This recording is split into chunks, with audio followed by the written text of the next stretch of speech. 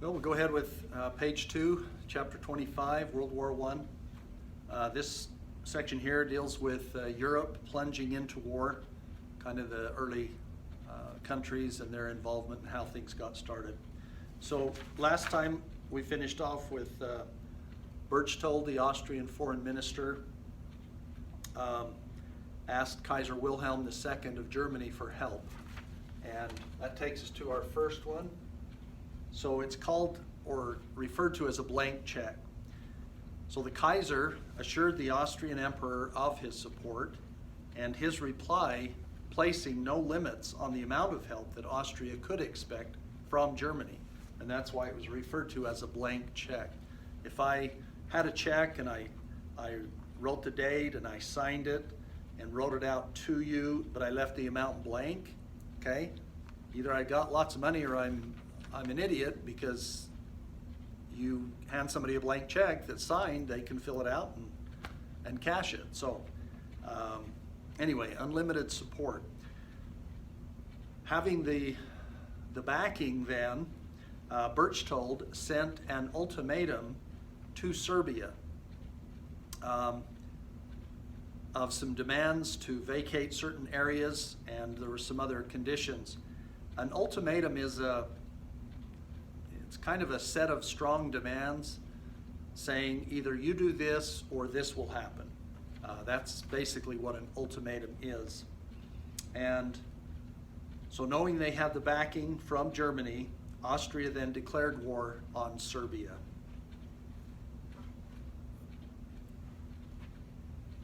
Russia joined the war. So first, a peaceful settlement looked like it might be possible, but when Russia mobilized forces, then the thought of a peaceful settlement wasn't going to happen. To mobilize forces just means you're moving them, you're putting them in position, you're moving troops and equipment over to the front line or up to the border of another country. So you're preparing for war. Russian kinship with the Serbs and the Serbs' defeat would endanger Russian designs on the Straits, and so this is what got Russia involved in the war. After that, August 1st of 1914, the German government declared war on Russia, and shortly after, Germany also declared war on France. So remember those, the triple entente, Great Britain, France, and Russia, and they opposed the Triple Alliance, which we'll refer to as the Central Powers here just a little bit. Okay? So Great Britain joined the war. Okay, they were not bound to help either France or Russia, but when Germany sent troops across Belgium,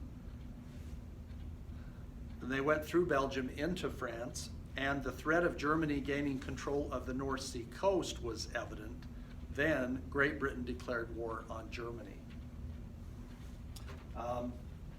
You look up pieces of war equipment, oddities, different things about World War I, you'll find some unique things. These were basically just noisemakers. You know, if your soldiers can't sleep, then they're not going to be very good fighters. They're going to be worn out, they're drained, they won't be alert, and then that'll be dangerous for them. Okay, so the Central Powers then were Germany and Austria. Strength was increased when Turkey joined them in October of 1914, and then Bulgaria a year later.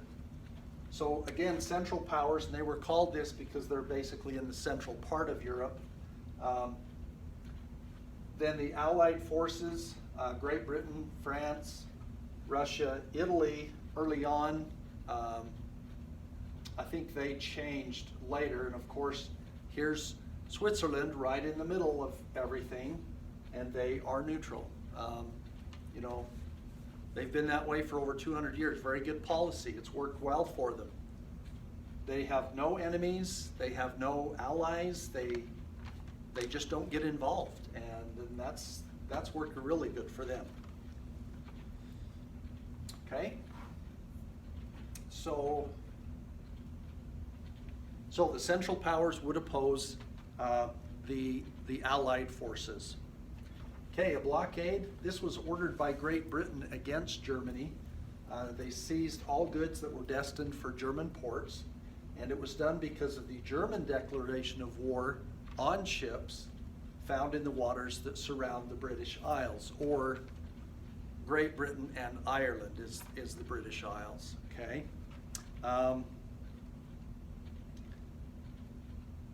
So basically, they're trying to starve each other out, and with these blockades. Okay. The British naval blockade resulted in a drastic reduction of food supplies in Germany. This is a picture. I had a different picture in one of my older textbooks. There's the image was of a dead horse out in the street, and people are basically just out there stripping it of whatever they can find to eat. So it was getting very, very desperate. And then submarine warfare by the Germans was very effective. Supplies of food in England were running low, and the country was close to starvation. So a submarine, the name comes from below water. So sub meaning below, and marine, of course, water. And the German name, I believe, was Untersee. But there was a lot of technology that came about with World War I, as far as weapons, machine guns, fighter planes, armored tanks, poison gas, and then of course the submarine. Changed the war drastically, especially the airplane, to be able to send a missile, to carry it and drop it, to attack from above things on the ground. So these new inventions and technology was a major impact on the war. Our next page, page 3, will get into the United States entry into the war, which wasn't until 1917. So that should be, yep, there's the end of page 2. So thank you.